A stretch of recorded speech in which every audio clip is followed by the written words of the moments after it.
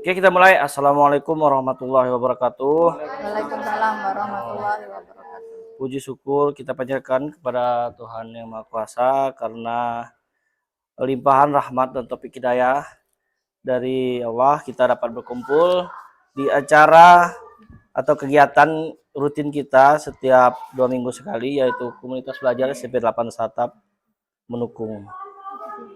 Kemudian salawat beriring salam selalu tercurahkan kepada junjungan kita Nabi Muhammad SAW.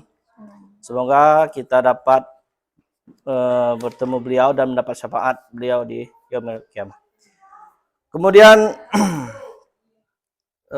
sebelum saya mulai acara, pertama saya terima kasih kepada kawan-kawan yang telah hadir dan murid-murid sekalian yang telah bisa hadir dalam acara kegiatan kita selama 2 minggu sekali ini.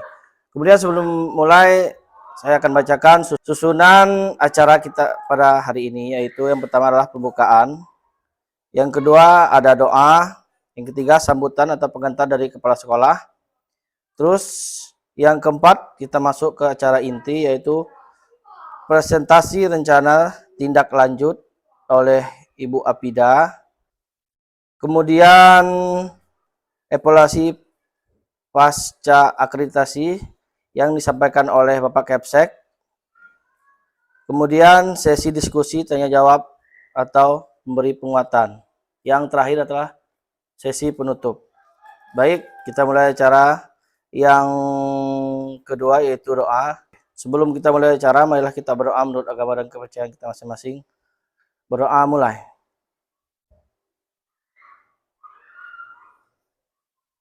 Berdoa selesai. Acara selanjutnya yaitu sambutan atau pengantar dari Kepsek SMP 8 Satap Menukung. Kepada Bapak Anton Aribowo, waktu dan tempat kami persilahkan. Assalamualaikum warahmatullahi wabarakatuh. Selamat pagi, salam sejahtera untuk kita semua. Puji syukur kepada Allah SWT yang pada pagi hari ini, siang ini kita dapat berkumpul dalam acara rutinitas kita, yaitu kegiatan komunitas belajar ya, Spendel Saung, yaitu SMP Negeri 8 Menukung, Satap Menukung. Jadi kita singkat dengan Spendel Saung. Nah, pembiasaan ini yang kita lakukan adalah untuk refleksi mengenai pembelajaran. Nah, pada pagi ini alhamdulillah ada dari rekan kita ya, Ibu Afida Roberisa yang guru PJOK akan menyampaikan mengenai RTL, rencana tindak lanjut dari apa yang mereka pelajari, Ibu Afida pelajari, dan nanti kedepannya harapannya Bapak Ibu bisa mencontoh, meniru, bahkan bisa menerapkannya untuk diterapkan kepada peserta didik. Nah, intinya dari pembelajaran dari Spendel Saung ini atau komunitas belajar ini adalah saling belajar, saling introspeksi, saling refleksi. Nah, untuk tujuannya apa? Untuk akhirnya kepada peserta didik. Peserta didiknya apa? Agar berjalan pembelajarannya, proses pembelajarannya bagus, outputnya pun nanti keluarannya bagus. Itu dari saya pengantarnya, mudah-mudahan nanti ini bisa ditiru ya oleh Bapak Ibu yang lainnya. Kemudian juga untuk bisa ada efeknya, ada ininya, outputnya pada peserta didik. Ini itu saja dari saya. Wallahul muwaffiq ila aqwamit thoriq. Wassalamualaikum warahmatullahi wabarakatuh. Waalaikumsalam. Terima kasih kepada Pak Anton Aribowo selaku Kepsek telah memberikan pengantar. Kemudian kita masuk ke cara inti, yaitu presentasi rancangan tindak lanjut oleh Ibu Afida. Waktu dan tempat kami persilahkan, Ibu.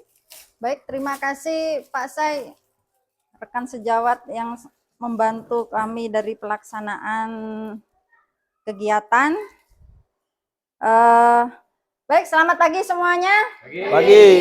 Ya, salam sejahtera untuk kita semua. Assalamualaikum warahmatullahi wabarakatuh. Waalaikumsalam warahmatullahi wabarakatuh. Ya, baik, pada pagi hari ini seperti biasa di rutinitas kegiatan komunitas belajar kita di sini, mohon izin pada Bapak Kepala Sekolah bahwa saya ini ingin sharing tentang pengembangan program, di mana program ini bagian dari diseminasi pengembangan kompetensi guru PJOK yang hampir 3 bulan berlangsung.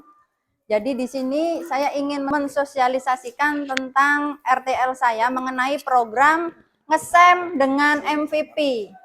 Agak aneh istilahnya, tapi istilah tersebut kalau di generasi milenial pasti kenal dengan bahasa-bahasa seperti itu. Ya, sebelum saya masuk ke materi, izinkan saya untuk berpantun.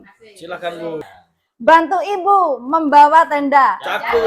Tenda dipasang di rawa buaya. Cakep. Mumpung kita masih muda, ayo belajar dan berkarya. Pakai ketapel untuk menangkap burung. Membawa biji dijadikan amunisi. Mari diskusi di kombel spandel saung untuk berbagi dan berkolaborasi. Ya, jadi di sini saya tidak berniat untuk menggurui, saya ingin berbagi, berdiskusi dengan rekan-rekan semua, bagaimana sih ketika ada program yang baru kita kembangkan bersama-sama di bawah naungan ini, kombel kita manfaatkan, seperti itu. Baik, di sini latar belakang program yang saya buat di sini adalah mengenai visi untuk memfasilitasi pembelajaran PJOK ya. Kaitannya di sini pembelajaran PJOK yang berpusat pada peserta didik dalam rencana pembelajaran berbasis proyek. Di sini rencana tindak lanjutnya berbasis proyek. Jadi bukan guru yang punya. Nanti yang terlibat itu ada peserta didik juga, kemudian melibatkan juga komunitas belajar ini, kawan-kawan. Makanya saya ajak untuk bergabung. Di sini ada peserta didik mewakili kelasnya masing-masing, supaya nanti terlibat bersama mengenai program tersebut. Kemudian latar belakang yang kedua ini adanya perilaku sedenter. Nah ini baru ya, istilah baru. Perilaku sedenter ini mengakibatkan peserta didik malas bergerak. Kadang mereka ini ketika di lapangan atau ketika belajar, bukan hanya PJOK, saya yakin di pelajaran yang lain, ketika dia membawa handphone, ya kita tidak terfokus, anak-anak aktivitasnya lagi ngapain, pasti dia itu asik dengan HP-nya. Entah apa yang dilihat di situ. Nah, ini adalah salah satu perilaku sedenter. Kemudian isu sosial yang lain adalah adil gender dalam PJOK. Biasanya ketika berolahraga itu didominan oleh peserta didik yang putra, lebih aktif daripada yang putri. Nah, dengan program ini saya ingin mencoba, ingin mengembangkan bagaimana dia tetap terlibat sama-sama, bisa bersaing, bisa berkolaborasi dengan temannya walaupun berbeda jenis kelamin, seperti itu. Kemudian, saya melihat di sini mengidentifikasi di sekolah kita itu ada aset atau modal utama yang bisa kita manfaatkan. Sudah saya identifikasi di situ, nanti saya jelaskan. Kemudian program ini sebagian dari pelaksanaan proyek penguatan Pancasila atau P5. Di situ untuk fase D ini jadi 1, kelas 7, 8, 9 itu fase D. Ya. Kemudian dengan tema bangunlah jiwa dan raganya, itu kaitannya dengan PJOK. Bangunlah jiwa dan raganya. Kemudian yang terakhir latar belakangnya itu menguatkan student agency di sini, kepemimpinan peserta didik. Di mana melalui program yang ada ini saya ingin mengakomodasi, menyuarakan pendapat peserta didik, ya, kemudian pilihan mereka, kepemilikan mereka untuk membentuk karakter P5 dan mewujudkan lingkungan yang menumbuh kembangkan student agency tadi, seperti itu. Jadi mereka otomatis semuanya terlibat tanpa terkecuali.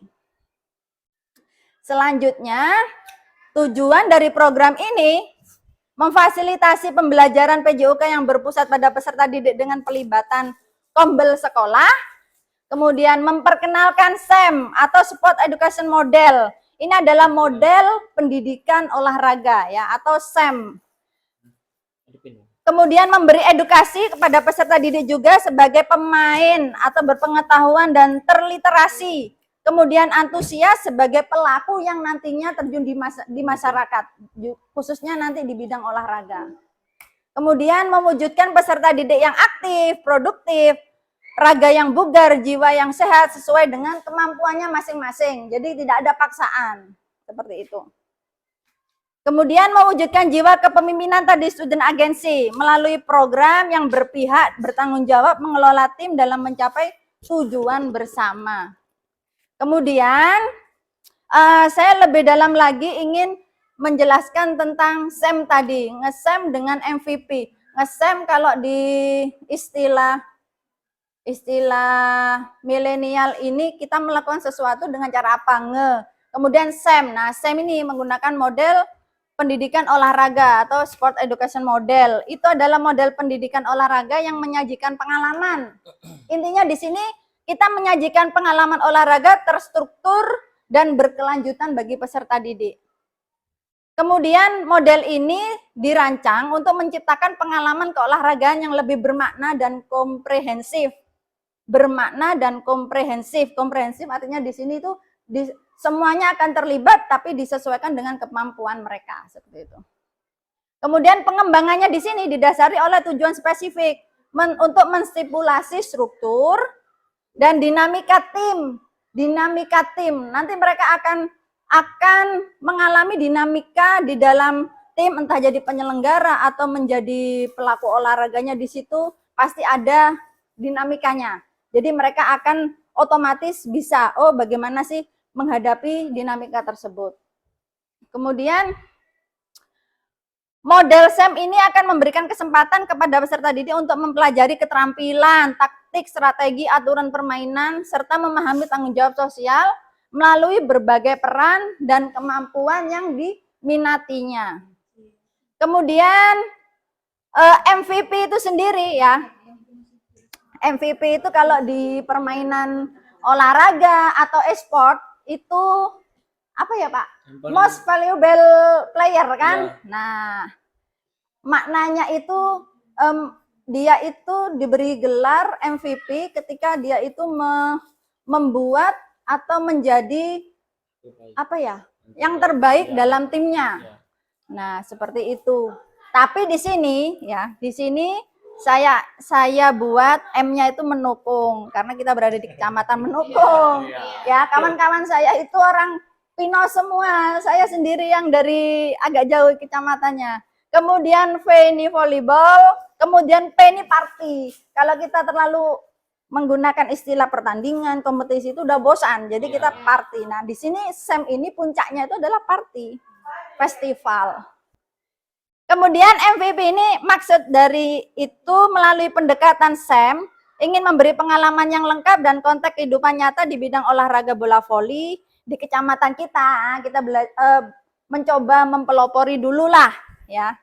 Kemudian untuk mewujudkan peserta didik yang aktif tadi, produktif, bugar, sehat, dengan mengeksplorasi minatnya nanti di berbagai peran. Nah itu tadi SEM, entah mereka itu nanti jadi pemain, jadi pelatihnya, jadi manajer, jadi wasit, jadi penonton atau supporter, jadi penganalisis pertandingan atau jadi jurnalis. Kan banyak peran tuh kalau di pertandingan. Nanti mereka yang terlibat di situ semuanya. Kemudian student agency itu sendiri ini adalah bertujuan untuk murid supaya mampu melakukan penilaian atau atas masalah yang ada dalam hidupnya dan membuat keputusan tentang bagaimana menyelesaikannya. Intinya,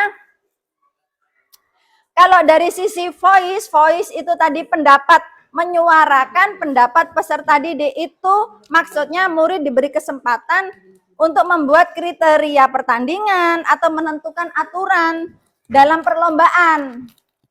Perlombaan tidak saklek seperti kenyataannya dikemasnya seperti itu, tapi ketika nanti akan dimodifikasi sendiri oleh peserta didik. Kemudian dari pilihan peserta didik itu sendiri atau choice ini maksudnya murid diberi kebebasan untuk memilih peran dalam pertandingan yang akan diperlombakan. Dia bebas kepengen jadi pemain, kepengen jadi pelatih atau jadi apa gitu ya. Bebas. Kemudian ownership ya, itu maksudnya itu kita melibatkan murid untuk mengatur ruang perlombaan mereka sendiri. Bagaimana sih mau mereka merapatkan sendiri dari kegiatan tahap awal sampai tahap akhir seperti itu. Jadi perannya guru itu bagaimana? Guru hanya sebagai mengontrol, membimbing aja karena mereka posisinya di kelas fase D. Fase D itu peserta didik bukan dituntun lagi, bukan seperti anak SD. Psikologisnya seperti itu, kita tetap mengarahkan dan mengontrol. Kalau di fase E sama F itu kita bisa memberi kebebasan dia karena mereka sudah bisa mandiri. Tapi ketika kita di fase D posisi sekarang kita tetap mengontrol. Baik Bapak Ibu, saya lanjutkan. Tadi sampai ke struktur program dan mitra dalam komunitas belajar. Sudah ya Bapak Ibu tadi? Kemudian ini gangguan teknis yang tidak direncanakan, mohon maaf. Tidak apa-apa, Bu. Saya lanjutkan tadi di langkah-langkah dan hasil yang diharapkan untuk tiap-tiap tujuan. Jadi masuk ke pekan ketiga dan keempat rencananya itu kita sudah melaksanakan babak penyisian. Jadi babak penyisian yang sudah dirancang oleh peserta didik dalam pertandingan ini sebenarnya itu yang terlibat itu kelas 7 karena menggunakan kurikulum merdeka, tetapi dasar saya melibatkan kelas 8, 9 ini untuk memberi pengalaman pada mereka biar sama walaupun mereka menggunakan kurikulum 13, artinya di situ. Jadi untuk tim yang terlibat itu nanti tiap-tiap kelas ada satu tim bola voli, kelas 7, kelas 8, kelas 9. Kemudian sisanya gimana? Jadi peserta didik yang lain itu terlibat menjadi peran yang lain.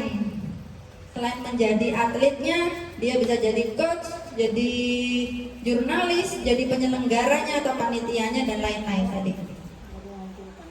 Kemudian di acara puncaknya itu di bulan Desember tadi itu sudah pada tahap pelaksanaan final, ya final. Karena kegiatannya itu disisipkan dengan kegiatan kelas meeting.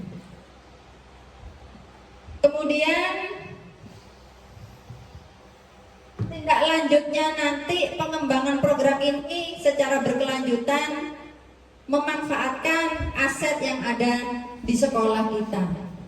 Di situ tentang langkah-langkah dan hasil yang ingin diharapkan. Kemudian peran komunitas belajar dan rekan sejawat di sini, ya. Komunitas kita namanya Spandel Saung sebagai mitra utama dalam hal pelaksanaan dan evaluasi. Kemudian rekan sejawat yang terlibat di sini ada Bapak Kepala Sekolah, kemudian ada guru PKN, guru IPS, ya, guru PKN sekaligus guru IPS ya, Pak Ahmad ini nanti sebagai tim penyusun modul B5. Kemudian guru Bahasa Indonesia itu ada Pak Saifuddin, guru seni budaya ini Bu Serliana ya. Kemudian prakarya ini Bu Nabila. Ada yang belum disebutkan? Bu Ana ini guru agama Islam, itu nanti terlibat sebagai pendamping proyek. Kemudian juga membantu saya untuk menilai terkait akhlak sesama manusia, toleransi mereka, kemudian interaksi sosial mereka.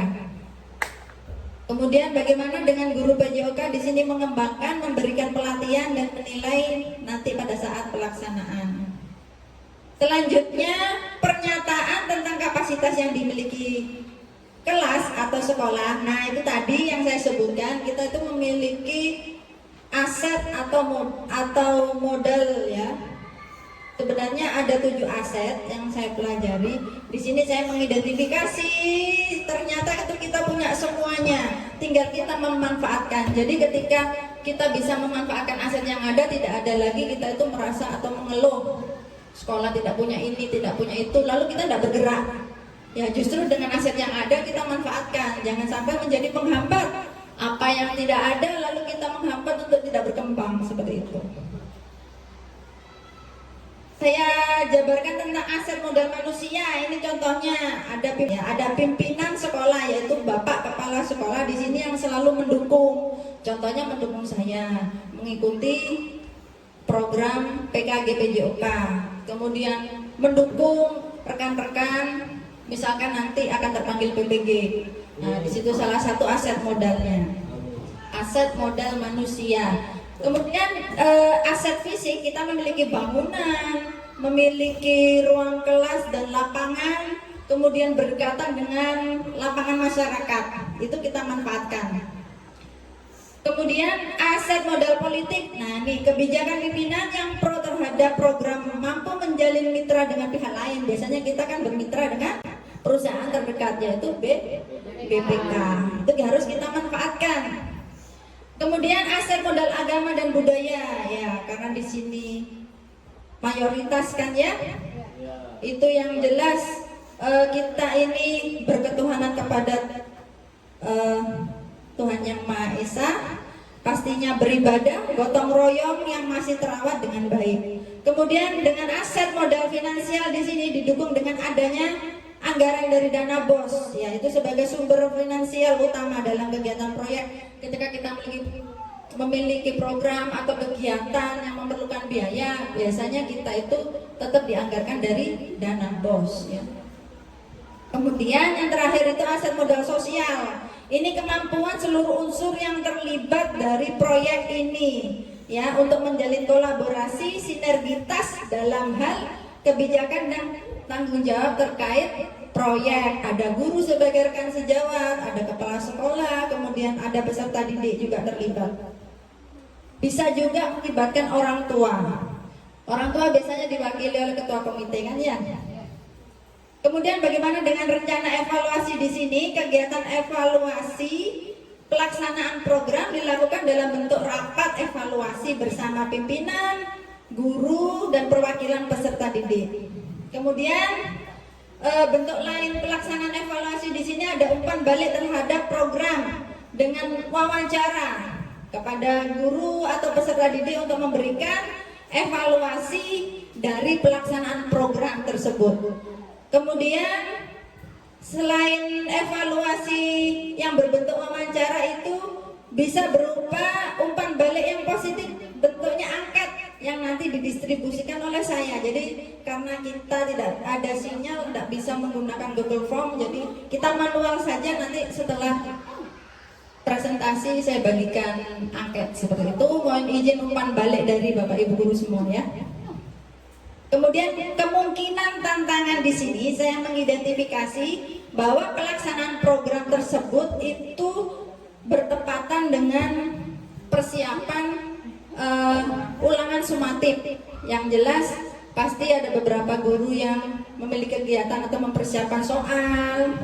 Kemudian ada rekan-rekan yang terlibat dalam pilkada ya, Pak Ahmad ya, sama Bu Sherly. Nah itu saya mengidentifikasi kendala dari sisi pengelolaan waktu. Kemudian faktor cuaca ini sudah jelas, kalau hujan ini pelaksanaannya bukan diabaikan atau tidak dilaksanakan, tetapi pastinya akan tertunda. Sekian Bapak Ibu presentasi dari saya tentang rencana tindak lanjut ini. Saya boleh pantun lagi? Hari Senin ke Kota Tua, naik kuda membawa pepaya. Terima kasih hadirin semua sudah berkenan mendengar saya. Saya kembalikan lagi ke moderator. Terima kasih.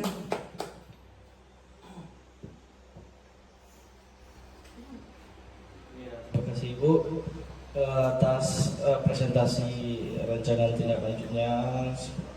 Semoga dari presentasi Ibu bisa ditularkan kepada guru-guru lain, kawan sejawatnya, bisa ikut terlibat dalam kegiatan tersebut. Kemudian kita lanjut ke acara selanjutnya, itu kita langsung ke diskusi tanya jawab. Bapak Ibu silahkan. Silakan Bapak Ibu, ada pertanyaan mengenai program ini atau ada penguatan bagaimana kita bisa mengembangkan program ini yang bisa berkelanjutan ke depan. Silakan. Izin Pak, Ibu, tadi waktu Ibu jelaskan jangan kegiatan penguatan tadi saya ada itu tentang kesetaraan antara gender Ibu. Mungkin di pembelajaran itu beda. Kalau Ibu tadi dari PJOK yang laki-laki aktif, lebih aktif Ibu. Kalau di dalam kelas khususnya bahasa Indonesia itu yang cewek yang lebih aktif. Mungkin pencerahan dari Ibu bagaimana bisa membuat kedua gender ini atau yang cowok atau cewek ya menjadi sama-sama aktif atau membuat mereka tuh jadi sama-sama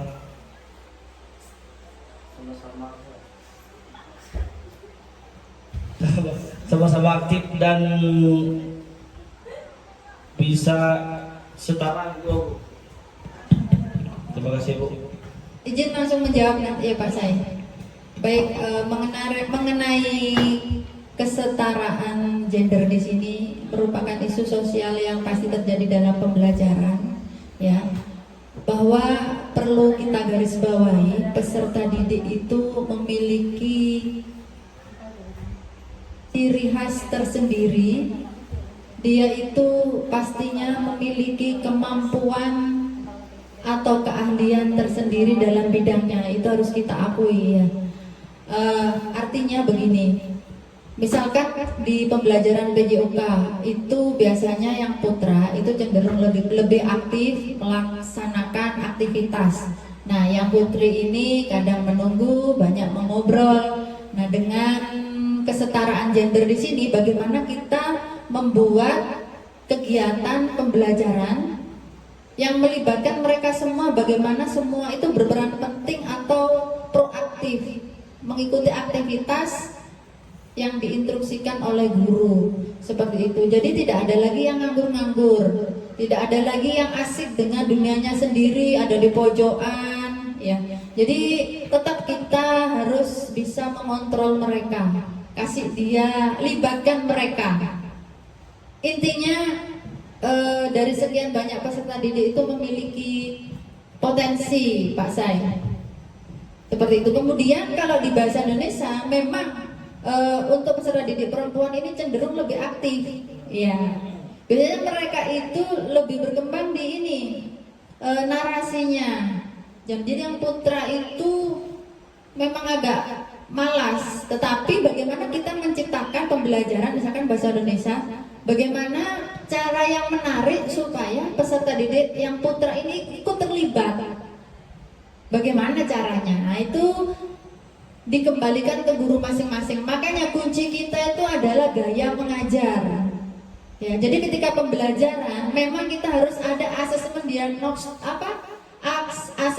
diagnostik itu adalah asesmen awal. Kita mengidentifikasi kebutuhan belajar mereka yang berbeda-beda. Itu harus kita identifikasi di situ. Jadi jangan asal langsung ngajar-ngajar, nggak peduli mau ngerti atau enggak. Nah, itu cara yang salah Bapak Ibu. Mohon izin kita berbagi aja ya.